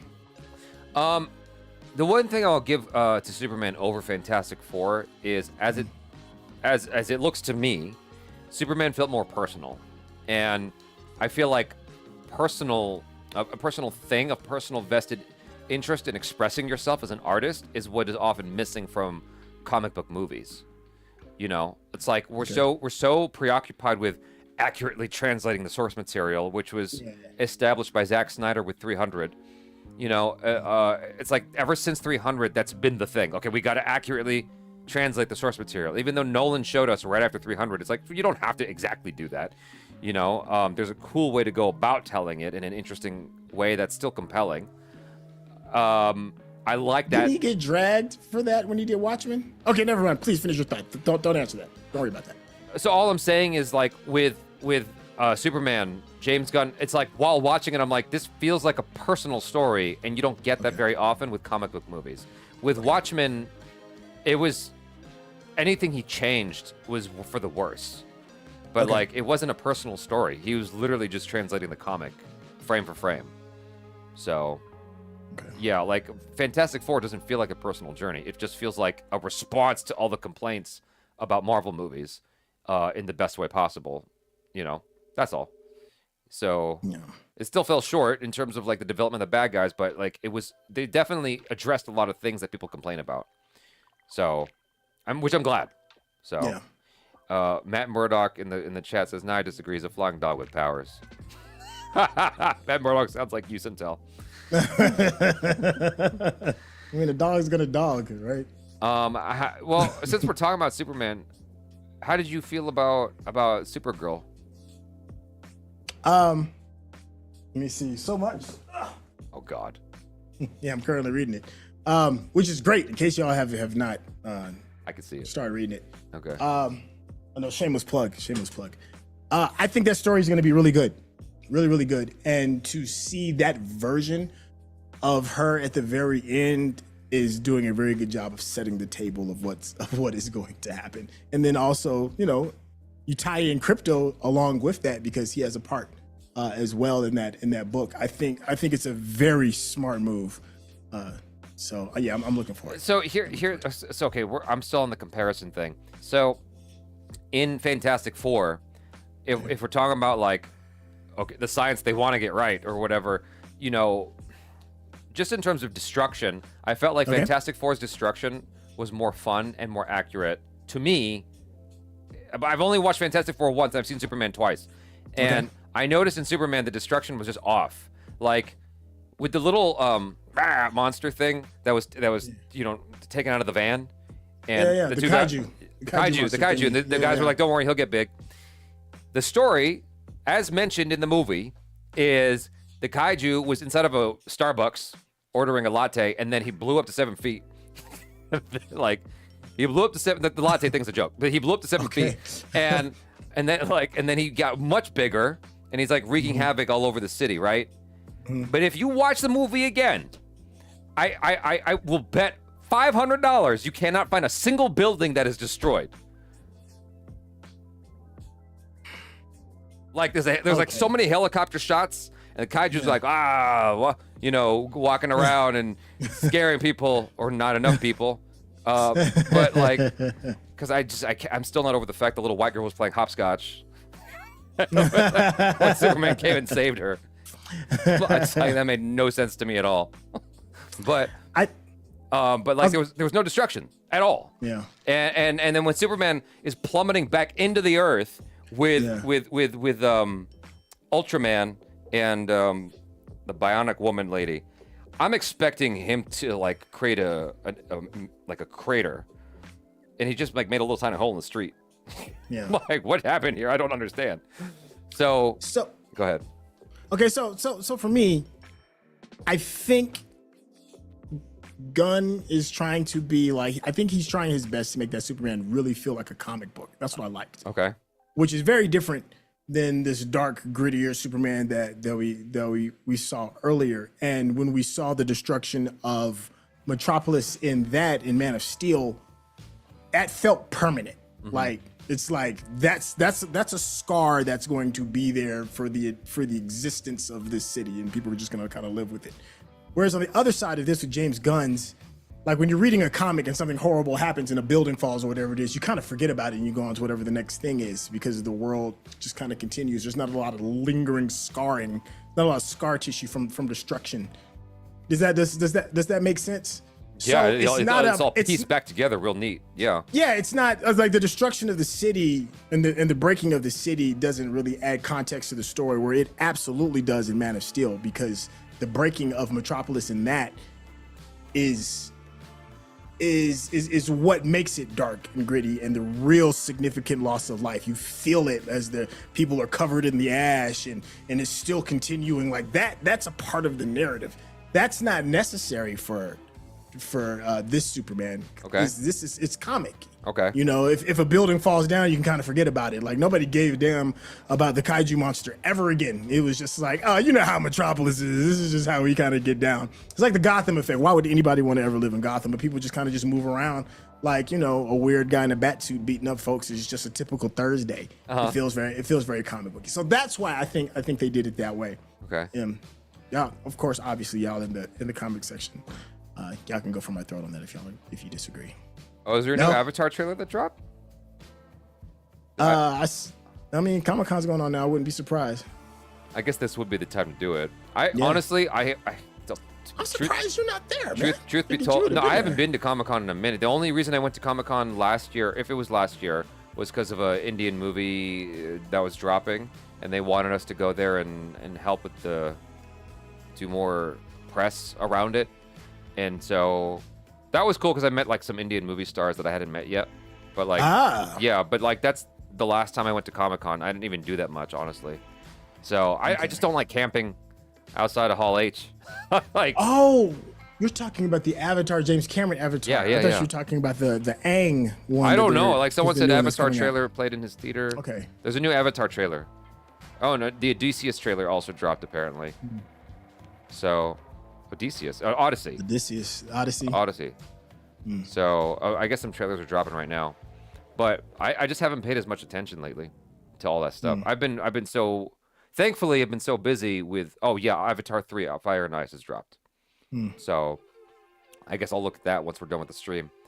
But yeah, I've been not on the top of the trailer stuff as much as I used to be. So, oh hello. You are a very, very super busy man. There's some trailers have dropped if you want to get on top of that. Yeah. The deal I made with Achara was I'm doing this live stream. You got to have to do the trailer reactions. So, what? Achara just dropped this off for me. I told her the deal we made today was I'm going to do this live stream, but you got to do the trailer reactions. Let's see. Yeah.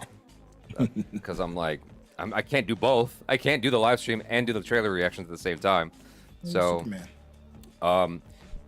Xavier Conan. absolute comic accuracy is also not good as movies are different, and according to box office, Superman won't be able to match Man of Steel collection. Yeah, but you know what? I don't know how much of that to hold against the movie. The movie was a really good movie, and there's a lot of politics around Superman that doesn't make any sense. No politics around Fantastic Four whatsoever. No. Just Superman. And it's wild, the level of politics around Superman. Did you think that the two dudes who made up Superman back in the 20s or whenever it was could have possibly foreseen that it would be this controversial 100 years later? Like, honestly. Add the political climate and stuff. People are going to attach whatever their ideas are to it as well. So Yeah. it's just kind of unfair for the IP as a whole. But then again, they kind of leaned in, especially with that little conversation that you had with Lois Lane. I know we're supposed to be talking about Fantastic Four. Let me stop. Well, herpes won. Herbie. Won far and away. HERBIE is what does that stand for? Let me see. Does it stand for something? I can't believe y'all picked Herbie over Crypto. Fantastic Four meaning stands for Of course, Hum- Crypto's human- annoying. He's supposed to be. What's that, humanoid experimental robot B-type integrated electronics. That's a terrible name. But I guess that's from the comics. And the movie version of him looks so much better than what looks like the original comic version. Let me see if I can pull this up for you guys. I'm looking at the Wikipedia right now. It looks so much cooler in the movies. The moving around like Wally. You see him? Are you looking at my stream? I'm looking on it right there. Oh, that looks terrible. But then again, it's an old comic. I mean, this is the Jetsons era kind of thing, right? So, speaking of the Jetsons, that's sort of the vibe I got from the movie, was like the Jetsons brought to life, which is another IP that we have yet to see properly realized in live action, but it's just a matter of time. And Give it time. yeah, because I mean, Please let there be black folks on the Jetsons, because there's no black people in the future in the Jetsons, and that's concerning. It's very. was there no very black concerning. characters in the Jetsons? No, there's no black people in the Flintstones either. We have no past and we have no future. It all just showed up one We day. just Speaking of that, there was actually a black actress in Fantastic Four. She's actually see her all the time now. I can't think of her name. She was like the assistant to Sue. And she's Oh my God, you're right. yeah, she's from Ted Lasso. Hold on, I just looked it up. I didn't even think about that.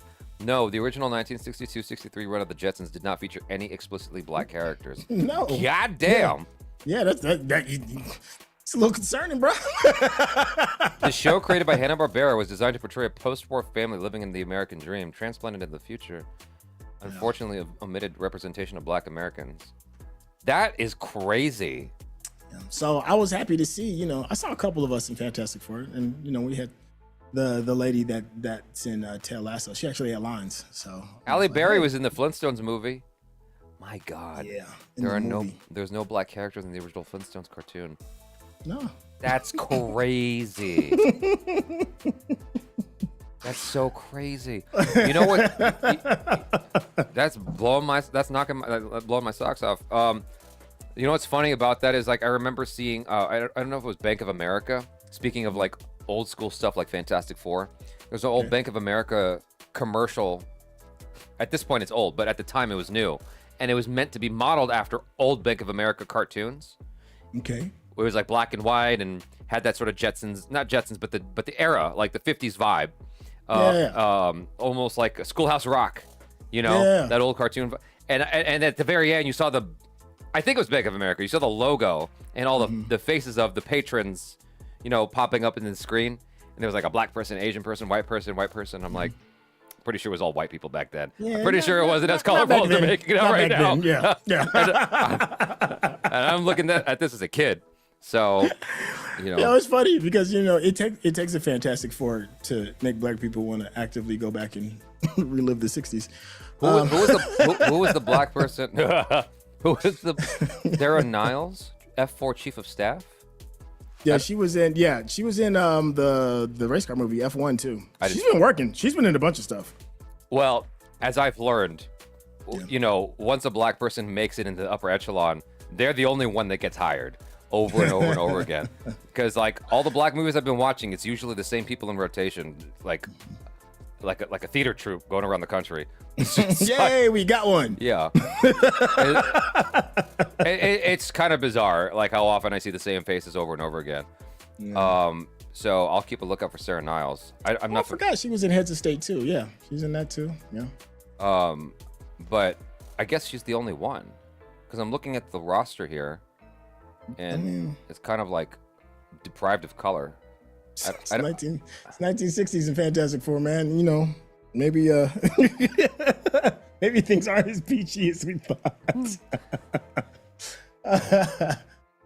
Jesus Christ! Like, I don't even see any Asians in the cast. Well, way to represent. Damn. God. That's crazy. How would you? I gotta ask the audience. Okay, let me ask the audience. I want to know what they feel about something. Okay, I'm gonna put this up. Here we go. I'm gonna put up a poll for you guys. How would you feel if they made the Human Torch Asian? No. Iffy. Would hate it. Iffy. Let's see. Don't care. Would have loved it. Let's see. I understand they're supposed to be siblings, but it's the comic book movie, so who gives a shit?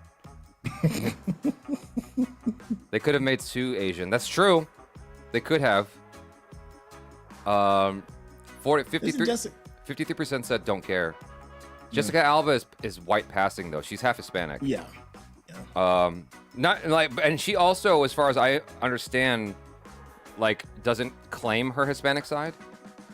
So let's see. 8% says they would have hated it. 18% says iffy. 53% says don't care. 21% says would have loved it. So I honestly, truth be told, if they made the Human Torch Asian, I might have felt weird about it at first. But I'm just sort of like, where is the opportunity to put people in, to make it more diverse? It could have been that instead of it being a oh my God, I can't think of the temple. Instead of it being a Jewish temple, it could have been a Korean church. Could have been a Korean girl he's into. That makes sense. Some K-pop music playing in the background. It took me a while to figure out that she was Jewish too. It wasn't until like after they showed her for like the third time, and I was like, oh, okay, all right. Oh. And Bamboo says, make Torch Indian because they're so spicy. I mean, I got an Indian Spider-Man. Why not? Why not an Indian Torch? There's actually a Japanese Marvel hero with the same powers as Human Torch. Oh, Michael B. Jordan was the Human Torch in Fanforstic. Yeah. I still haven't seen it. Is that fun to watch? I haven't seen that one yet. Yeah, I mean, it's one of those movies that you should watch when you're doing something else and just have it on in the background. Oh, so it's second screenable? Yeah. What is Pedro Pascal's ethnicity? Do you know? I don't know. That's a very good question. He's Chilean and American. Ah. So there you go, America. You got your diversity. There's your future. There's your future. I remember there being a little bit of pushback when he was first cast. Oh, a lot of people are saying Fanforstic is terrible. Yeah. There's always pushback with Pedro Pascal. There was pushback when he was cast as Joel. Well, because he's in everything. I think he's like in 3 movies that are currently in the theater, like right now. Yeah, what's funny is I was saying in my review, my non-spoiler, I'm like, this is one of the first times I've watched Pedro Pascal in a while where I'm like, yes, I love his performance because everyone seems to love him, and then the comments were littered with actually he's too saturated in the market and people are starting to hate him because he's too much. Yeah, he's definitely getting the hate, especially because of all of the because he's dealing with anxiety. And his castmates who have his back, who help him deal with anxiety, are very. They use touch as a way to help him deal with it. And he's been catching hell on Twitter regarding it because they're saying it looks a little off. Because if you notice in a lot of his interviews that he has with some of his co-stars, like he's always holding their hand and stuff like that. And people that don't realize that they're actually trying to help him get through the moment because he has social anxiety. They're putting him in a weird place. They're making it sound funny. So yeah, it's just one of those things. But I will say this though. But I'll say this about Pedro Pascal. Like a lot of people have like the little, fluffy little dogs. Yeah, the little dogs to help them get through. Yeah. Pedro decides to get beautiful A-list superstars. Hey. No judgment from me, brother. If anything, I'm gonna salute you on that choice. Was he holding Nick Cage's hand when he? Is it just women? I mean, it seemingly does, but whatever. I think people read into it too much. Case closed. There's a section also which loves Man of Steel. In some circles, people like that Superman. man a cat. Get him a cat, yeah. There was a section he could play the villain in Inspector Gadget. So, you never saw Inspector Gadget, the show? I remember the cartoon watching it as a kid. Yeah, the bad guy always had a cat he was petting. I'll get you, Gadget. So Case Closed says there's a section also which loves Man of Steel. In some circles, people like Superman, but they say they would prefer Man of Steel. Your views? I prefer the action of Man of Steel. I agree with you on that. The action Man of Steel is awesome. Yeah. Very, very Dragon Ball Z-like. Yeah. Yeah. What the hell? Eddie in the comments says that he kisses Oscar Isaac a lot. Okay, sure. I mean, they 2 grown adults. But did he hold Nick Cage's hand? That's all I want to know. I have no idea. But somebody in the chat said, get that man a cat, and that's sticking with me. Nika Joseph says, Javi, I love your Fantastic Four review. Which Fantastic Four film do you prefer? I think this newest one is my favorite, honestly. Oh, yeah. The Human Torch is better than the old one in terms of just being interesting to watch, but I think this movie's better on the whole. So, Dr. Claw, I guess, is the name of the bad guy. Yeah. So you can sit there and just rub a hairless cat, whatever it is. Look what you did to Mr. Bigglesworth. ZSD00 says, I prefer the story structure, action, and visual effects of Man of Steel. Well, that sounds like you just like that movie better then. I like the acting better. I like the story, I like the costumes, I like the set design, I like the shot choices, the music. Like, what else is there? You covered everything. I will never sign on to them funny looking shorts. It just looks stupid. Like, the underwear? You can let them shorts go. Yeah, you can let the underwear go. You know what? Do you know why he picked? just- Why? it's What, just you know why terrible. they kept it? To stay true to the comic, I guess. No. Okay, you didn't hear this. Okay, so James Gunn apparently was humming and hawing about it. He wasn't sure, and he even like had several conversations with Zack Snyder. Apparently, there's all this like rah-rah and hoopla about Zack Snyder versus James Gunn when like they talked about Man of Steel and Superman and in the effort to figure out the best approach to Superman. So Zack Snyder actually had James Gunn's back apparently, and after almost going no red underwear, it was actually David Cornsweet who's like, no, we need to keep the underwear. And James Gunn is like, why? And he goes, because Superman doesn't want kids to be afraid of him. And I'm like, I don't understand your logic, but I'll just roll with it. That sounds very man in a van. I got some candy for you, kids. That's real creepy. Man in a van. A grown man talking to kids with his underwear outside of his pants. That's a hard sell. Yeah. Really? He said that out loud. You know- That's what he said. Yeah, but you know what I like about it is that it harkens back to the, someone gave me shit for saying the phrase "harkens back" in my Superman review because apparently I never say it, and it sounds like AI generated text. I'm like, I say that all the time. Anyway, the underwear harkens back to the origins, which was explained at the trailer premiere by James Gunn. It harkens back to the origins of the costume design of Superman, which is wrestlers. It's like an old wrestling outfit. If you look at wrestling outfits like that, then it like makes sense. It's like, oh, that actually makes sense of why he would have the red underwear. So and from that perspective, and it being more like the comic book, I'm like, okay, cool, yeah, that makes sense. I like it, so I'm fine with it.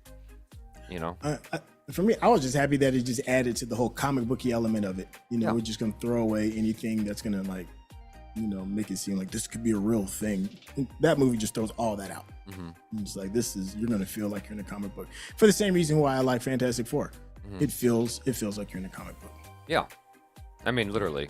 It definitely had that vibe. I was actually, while watching it, I was actually expecting there to be some kind of crossover with a familiar Marvel IP in some way, and not one bit of it, not an iota, was crossing over at all with any other established Marvel stuff whatsoever. And I was a little bit surprised by that. And so for me, the experience was hills and valleys better than the Eternals. So. Yeah, people weren't ready for the Eternals. It was too big of a jump for the time that it came out at. But if you do watch it, I'd love to hear what you think. I'll try again. I'll try again. It doesn't feel as bold of a choice now because we've seen other projects take a lot more character. What does it mean to the inner person of this superhero? We've seen that now, especially like, projects like WandaVision and stuff like that. So it's not new, but at the time, I mean, it was kind of like one of a kind. There wasn't really any other superhero movie kind of doing that in that way. So I put up the poll. How would you feel if they made the Human Torch Asian? 11% would have hated it. 18% are iffy. 52% says they don't care. 19% says they would have loved it. So I say, recast Human Torch as Jackie Chan. Aside from the age factor, I want no trouble. I want no trouble. Flame on! I'm sorry, I put you on fire. I'm sorry. He puts everything else on fire. That would be magical. That would have been amazing. I would watch that movie all day. That would have been amazing. Always trying to get a kiss with the girl. As people talk about Eternals is more. I promise you, if you would have released WandaVision around the same time period that Eternals came out, it would not have gotten as much fanfare. I promise you. Wait, say that again. I missed it. If you would have released WandaVision around the same time that Eternals came out, Eternals came out what, like 2020? 2020. I think it was 2020. Was it that early? Or it's either 2020 or No. 2021. Yeah, it was around that time. Well, maybe not. I feel like it wouldn't have gotten it wouldn't be as beloved because people weren't ready to see it. That's just me, but because we're used to those stories now. Mm-hmm. So yeah, man, I don't know, but I don't know. Anyway, I think we've covered this topic to death, so I think we can conclude it here. That Jackie Chan, fantastic, Human Torch is my favorite thing of this whole stream. That's like I could just imagine him be like, I want no trouble. Uncle.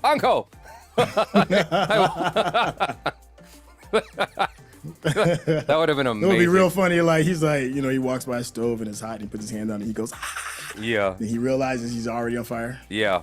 Oh, that's an awful bit. Never mind. There are no take back seats. Yeah, but I feel like "I want no trouble" is his most famous line. Like every single movie. I feel like he even said it in Rush Hour, in the pool hall when he drops the N-bomb by accident, or because he doesn't know any better. Oh no, I want no trouble. He's always waving his hands. Another fantastic movie that would not survive today. No. Oh, man, Rush Hour. No. Yeah, that's so sad. But hopefully we'll get Rush Hour 4.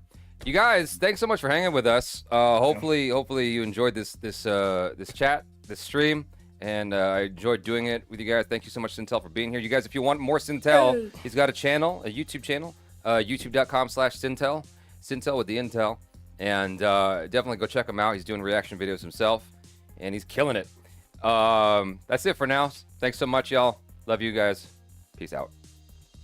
Let me crank this music up a little bit. Gadget.